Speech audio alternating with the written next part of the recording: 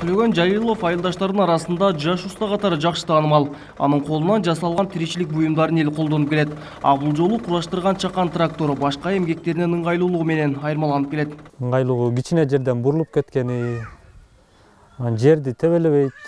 Ыңгайлуу кичине жерлерден буруласын.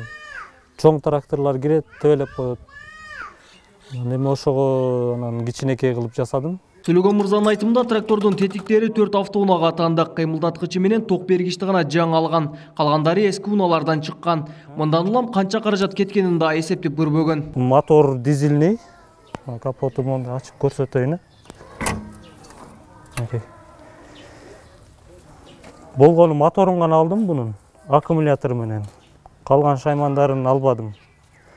Бул жагын бүт сатып алып, Жигулинин коробкасы, Мош Жигулиники, дискалар болсо, УАЗдын дискалары.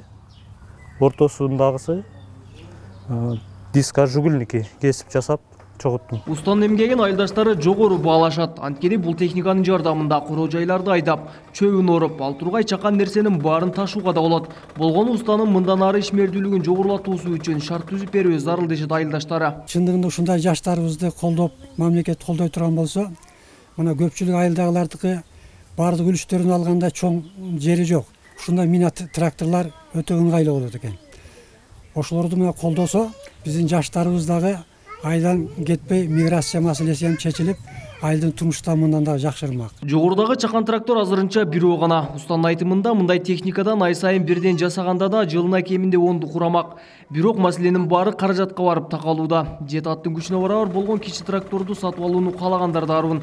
Бирок Төлөгөн мырза аны сатуудан баш тарткан. Деген менен демөөрчүлөр чыгып каражаттан жардам кылса, башкаларга да мындай техника жасап берерин ачыктады. Кабылбек Көчкөнбай уулу, Шайыр Зайырбек уулу, Сузак району.